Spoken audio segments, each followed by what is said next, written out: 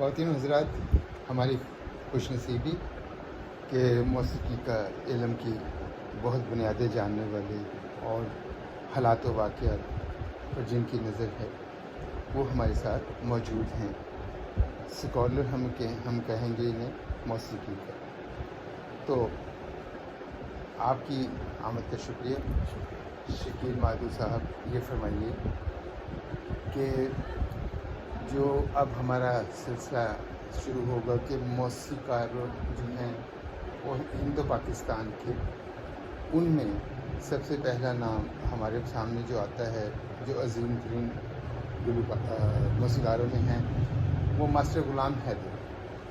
Master ग़ुलाम हैदर साहब का जो कैरियर है हिंदुस्तान में और पाकिस्तान में, इन दोनों को अलग-अलग करके ज़रा बयान कीजिए।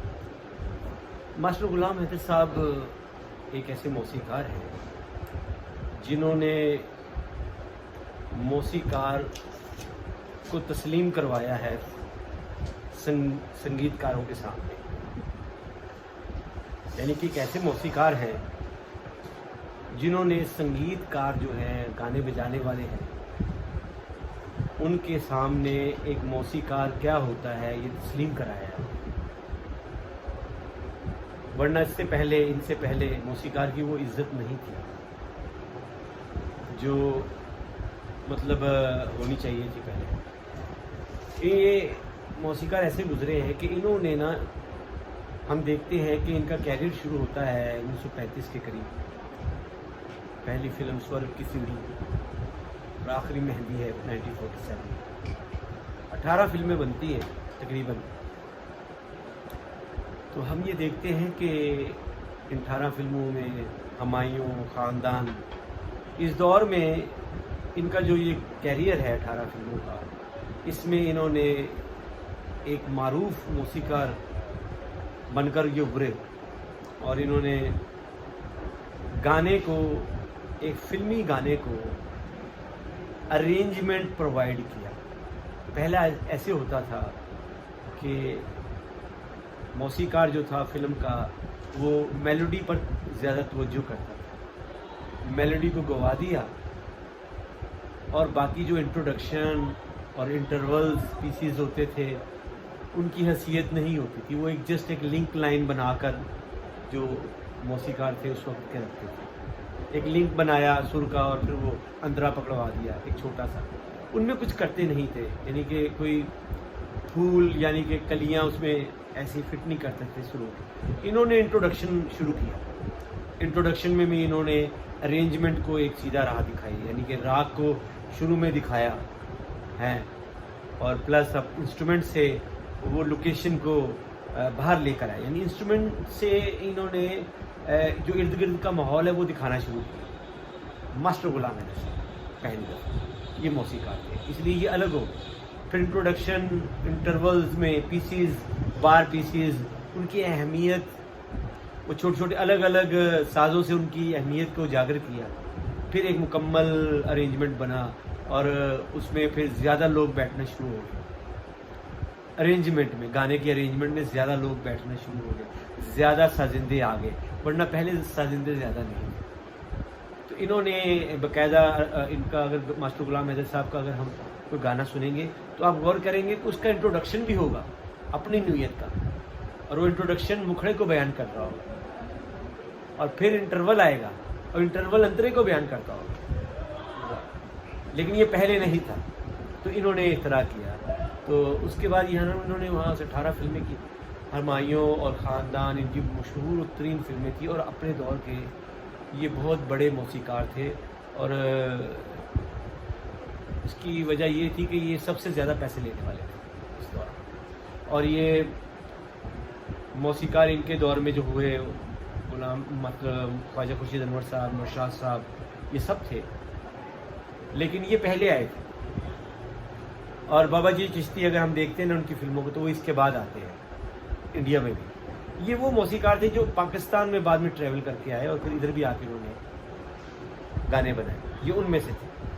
ये बताइए कि हिंदुस्तान में उनकी फिल्मों की कामयाबी की, यानी मौसीकी की कामयाबी की का तनासुब क्या है? सबसे हाई वो मैं बताना नहीं चाह रहा था, मैं कि आगे जाके आप सवाल पूछेंगे। आप यकीन करेंगे उस वक्त ये 1 लाख रुपया लेते थे, उस वक्त 1 लाख रुपया लेते थे। और ख्वाजा साहब बताते हैं, मेरे उस्ताद जो है, कि इनके पास वही गाड़ी थी जो काज़ी आज़म साहब के पास थी। इसी चीज़ को मद्देनज़र रखते हुए कि इस काम में इतना पैसा है, कहते हैं तो मैं हमारे उस्ताद कहते थे हमने भी शुरू किया ये। तो इन्होंने मौसीकार जो था उसको एक अहमियत दिलाई फिल्म इंडस्ट्री कि वो भी कोई चीज़ है। यानी इन्होंने इख्तरा की है, ये बानी है फिल्मी गानों की शेप जो हमारे पास जी हाँ, फिल्मी गानों की जो आज मौजूद है, इसके बानी असल में ये जी, ये बिल्कुल यही बानी है। और फिल्मी शेप में स्क्रीन प्ले के मुताबिक म्यूज़िक देने के ये बानी है। बहुत अच्छा। ये फरमाइए कि अगर हम के.एल. सहगल देखते हैं तो इनके कैरियर से पहले के.एल. सहगल चले आ रहे थे, तो के.एल. सहगल का तो रुक रुक के गाना था, जैसे कि वो उन्होंने बात की, फिर वो रुक गए, फिर मेलोडी में बात की, फिर वो रुक गए, अजीब से अंदाज से वो गाने थे। तो ये गानों का जो शक्ल थी मैडम नूरजहां की और इसकी, तो ये इसके बानी निशात साहब हैं कि मास्टर गुलाम हैदर? देखिए जी, के.एल. सहगल जो थे ना, उनका एक कुदरती अंदाज था गाने का जो सिर्फ उन्हीं को सूट करता था। क्योंकि उन्होंने प्लेबैक सिंगर थे वो उस वक्त, जो एक प्लेबैक सिंगर की हैसियत से फिल्मों में वो जो उभरे, तो सबसे पहले वही उभरे जी, बाकी सब ने उनको कॉपी किया। हाँ, तो वो बानी थे, मतलब एज ए प्लेबैक सिंगर थे, लेकिन वो अपनी तर्जें नहीं गाते थे, वो भी मौसीकार ही उनसे गवाते थे। तो मास्टर गुलाम हैदर साहब ने उनसे थोड़ी डिफरेंट तर्जें गवाई, उनके स्टाइल से हटके। अच्छा, यानी कि मास्टर साहब जो हैं इन्होंने उनको उनके स्टाइल से हटके गवाई। अच्छा, तो वो आगे उस स्टाइल में आए, क्योंकि वो अपनी आवाज़ को ढालना चाहते थे वैसे। तो इसी हिसाब से हमें देखते हैं कि उन्होंने फिर गाई, और फिर उनको पता चला कि वो बहुत ज़्यादा मुर्कियाँ लेते थे अपना गाते हुए। के.एल. सहगल साहब बहुत मुर्कियाँ लेते थे, या इससे मुर्कियाँ जो होती थी वो बहुत ज़्यादा होती थी, समझाने के लिए बता रहा हूँ मैं। और तो इन्होंने मींड के सुर कम थे इनके काम में, तो एक्सप्रेशंस की अदायगी मुर्गियों में नहीं होती, एक्सप्रेशन की अदायगी मींड में होती। तो मास्टर गुलाम हैदर साहब ने उस दौर के जितने गुलकार थे उनसे मींड में गवाने की कोशिश की, मेलोडी की वो शेप में उसे खूबसूरत किया, फिनिशिंग लाए गाने के अंदर। तो ये फरमाइए कि इनके हिंदुस्तान में कौन कौन से मशहूर गाने हैं? खैर फिल्में हैं, गाने तो उस वक्त के काफ़ी मशहूर हैं, जो पाकिस्तान के हम तस्करा कर सकते हैं। फिल्मों में हुमायूं फिल्म जो है, ख़ानदान फिल्म है, और उसके बाद ये स्वर्ग मैंने को बताइए आपको, और फिर मेहंदी 1947 में रिलीज हुई। इनकी काफ़ी मशहूर फिल्में हैं उस वक्त की, जितनी बाई हैं होती हैं गाने वाली जो थी, जितनी भी जी.एम. दुरानी साहब, उस वक्त के जो बड़े बड़े गवैये थे, सब ने जो मशहूर हुए, तो तकरीबन इनकी कंपोजिशन से ही मशहूर हुए इंडिया में। ये फरमाइए कि मास्टर गुलाम हैदर साहब ने कई फनकारों को इंट्रोड्यूस भी करवाया है, उनको गुलकार भी बनाया, प्लेबैक सिंगर बनाया, तो कौन से नाम है उनमें? हम देखेंगे कि अपने वक्त के जितने मशहूर व मारूफ गुलकार हुए हैं वो सारे इन्हीं के इख्तरा है इन्होंने। और ये चांस देने के लिए उस वक्त के ऐसे मौसीकार थे कि अगर किसी के अंदर ये टैलेंट देखते थे ना, तो उसे पकड़ के ले आते थे, चाहे वो कहीं भी गरीबी के मतलब एक कोने में छुपा हुआ, जैसे कि लता जी थी, तो उनके साथ मेहनत भी। और लता जी को सब ने कैंसिल कर दिया था, और इन्होंने ही लता जी को फिर चांस दिया, हिम्मत दी और चांस दी। कहा कि आपकी आवाज़ बेशक सब कह रहे हैं कि ये बहुत बारीक आवाज़ है, लेकिन ये आगे जाके एक ऐसी आवाज़ बनेगी जो इंडिया पर छा जाएगी। ये उन्होंने ही कहा था, ये उनका ही कॉल है लता जी का। अच्छा, ये फरमाइए कि फिर आशा जी को भी इन्होंने इंट्रोड्यूस करवाया? नहीं जी, आशा जी को इनको इंट्रोड्यूस नहीं करवाया, इन्होंने इंट्रोड्यूस नहीं करवाया आशा जी को। आशा जी गाती थी, आशा जी भी बहुत पक्की गुलकारा हैं, लेकिन बस कुछ ना कुछ गानों की कंपोजिशंस ऐसी होती हैं जो लता जी को और आशा जी को अलग करती है। तो ये बताइए कि इन्होंने ज़्यादा काम फिर आशा से किया कि लता से किया? लता जी के साथ, उसके बाद जो मैडम के साथ काम हुआ, मैडम के साथ, मैडम के यहाँ साथ ज़्यादा इंडिया में मैडम के साथ काम इन्होंने किया है, मैडम के साथ किया बहुत ज़बरदस्त काम। तो GM दुरानी साहब थे, वो भी बड़े ज़बरदस्त सिंगर थे, और भी थी, और भी लोग थे वहाँ गाने वाले। इंडिया में काफ़ी इनका नाम था, मैंने आपको बताया ना, इतना नाम था कि इनकी इज़्ज़त और एहतराम जो था वो उस वक्त के वज़ीर आज़म की हैसियत से इनका बहुत एहतराम था, जैसे वज़ीर आज़म को एहतराम देते हैं इंडिया में भी। लता जी के इंटरव्यू भी मैंने सुने हैं, उसमें मास्टर गुलाम कादिर को बहुत ज़्यादा उन्होंने मुश्किल अंदाज से देखा है, उनका शुक्रिया अदा करते हुए उनको बड़ी आला नज़रों में उन्होंने महसूस किया। तो ये बताइए कि मास्टर साहब फिर पाकिस्तान आ गए, जी, इतना जी। कैरियर, इतना बड़ा कैरियर छोड़ के, जी, तो आपके ख्याल से मास्टर साहब का ये फैसला दुरुस्त था? देखिए जी, जज्बा जो था उस वक्त एक अलग चीज़ का नाम है, वो वतन का जज्बा, और वो एक अलग मैटर है। और वो जज्बा जो ऐसा था उस वक्त कि वो इनके कैरियर पर भी हावी हो गया और इन्होंने बेहतर समझा। और वैसे भी मतलब ये था कि जब पाकिस्तान की इंडस्ट्री अपने पाँव पे खड़ी हुई तो पहली फिल्म जो हम देखते हैं इनकी शाहिदा रिलीज़ होती है, तो उसमें ये इनका 4 गाने इनके थे और 4 गाने बाबा जी चिश्ती साहब के थे।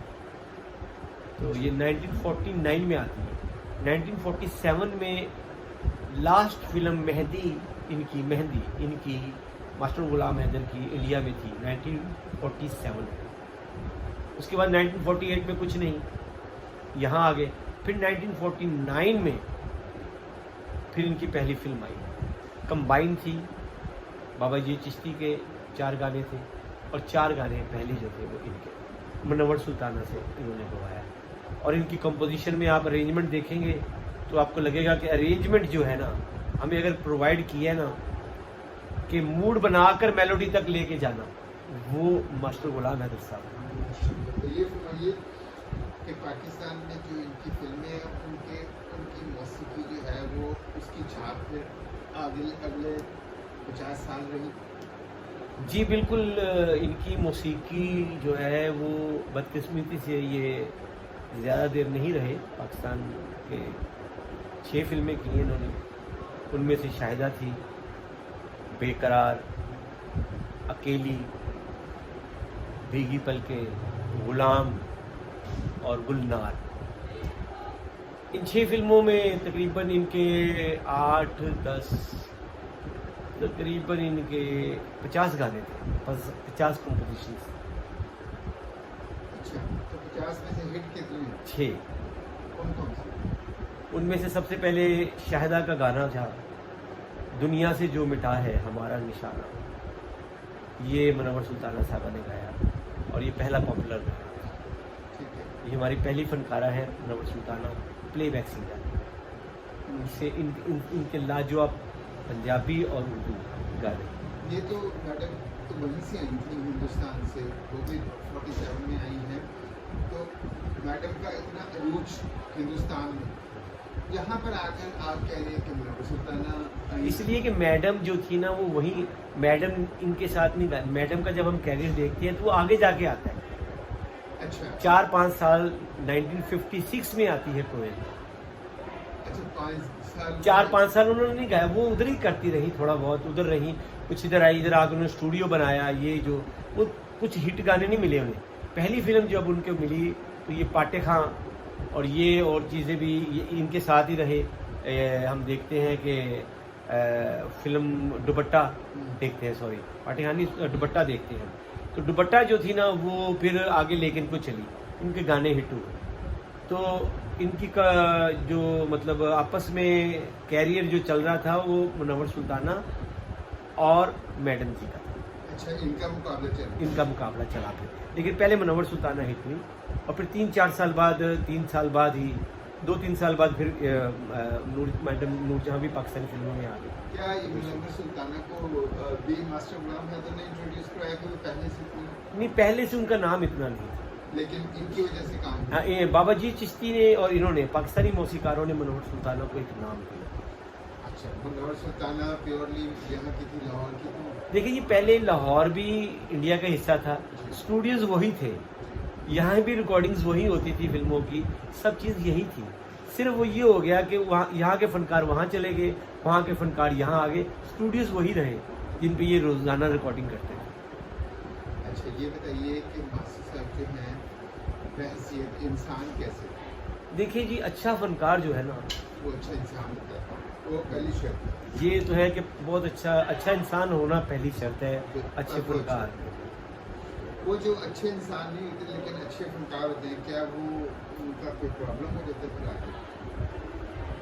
हमने तो ये देखा है, प्रॉब्लम आ जाती है बीच में जब वो अरूज पर जाता है। अच्छा, पहली फिल्म और आखिरी फिल्म के हवाले से बताइएगा कि मौसीकी में कितना फ़र्क आया? आखिरी फिल्म में मौसीकी जो दी उसमें गाने और पहली में जो आप देखते हैं तो क्या फ़र्क आया? देखिए जी, वो इस तरह है कि मैं आपको बताता हूँ कि पहली फिल्म शाहिदा का गाना दुनिया से जो मिटा है हमारा निशाना, और फिर बेकरार आती है। बेकरार में 2 गाने जो हैं वो बड़े हिट होते हैं, दिल को लगा के कहीं ठोकर ना खाना, जालिम ज़माना। दूसरा गाना मुनव्वर सुल्ताना की आवाज़ में ओ परदेसिया। पहला जो गाना है दिल को लगा के कहीं ठोकर ना खाना, ये अली बख्श ज़हूर साहब और मुनव्वर सुल्ताना का है, उन्होंने गाया है। अली बख्श ज़हूर हमारे पाकिस्तान के पहले प्लेबैक सिंगर हैं, जिनको ये मतलब हैसियत हासिल है, उनको ऑनर है कि वो पाकिस्तान के पहले प्लेबैक सिंगर हैं। और फिर ये 2 गाने हिट होते हैं। फिर आगे हम देखते हैं कि और फिल्में आई इनकी, लेकिन वो इनका कैरियर 1949 से 1953 तक है, 4 साल का कैरियर, उसमें 6 फिल्में हैं। और आखिरी फिल्म आती है फिर ना गुलाम के गाने हिट हैं, ना अकेली के, और ना भीगी पलकें के। तो हमें देखते हैं कि आखिरी फिल्म जो है हमारी गुलनार, उसके गाने 3 हिट हुए। और जब हम 3 आखिरी गाने देखते हैं ना, तो उसमें हम अरूज पे पाते हैं मास्टर गुलाम हैदर, अरूज पर, कि अगर ये कभी थोड़ा सा और होते ना तो मौसीकी को, यानी कि फिल्मी गीत को एक खूबसूरती जो थी ना वो और मिलनी थी। मसलन उनका मैडम नूरजहां के साथ पहला गाना, वहाँ तो इंडिया में तो थे लेकिन पाकिस्तान में आके पहला गाना उनका मैडम नूरजहां के साथ था, सहेलियों के नाम के हुए, बचपन की यादगारों, ये उनका पहला गाना था मैडम नूरजहां के साथ, फिल्मी सीक्वल के हिसाब से तीसरा चौथा गाना। उसके बाद फिर दूसरा गाना था इसी फिल्म का एक और, लो चल दी ये वो हमको तसल्ली दी।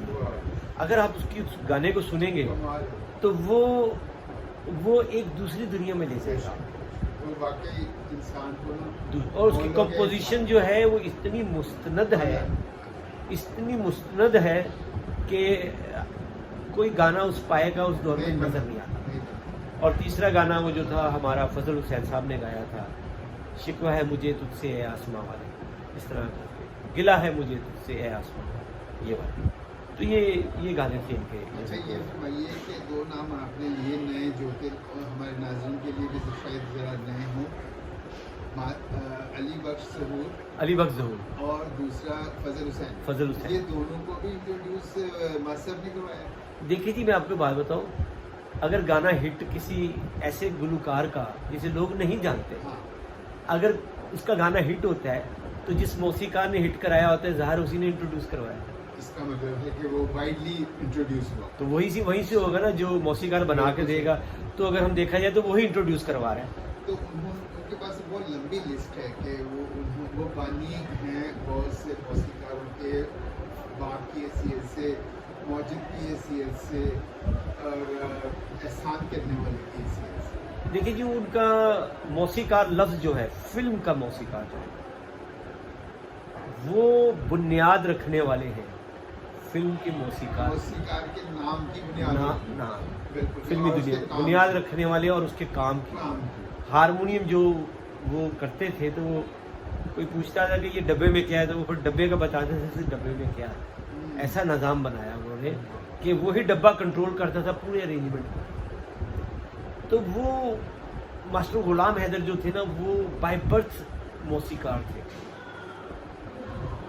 और उनको हमें ऐसा लगता था जैसे कि वो मेलोडी बनाते थे किसी चीज़ की, तो उन्हें ऐसे लगता था भाई जैसे कि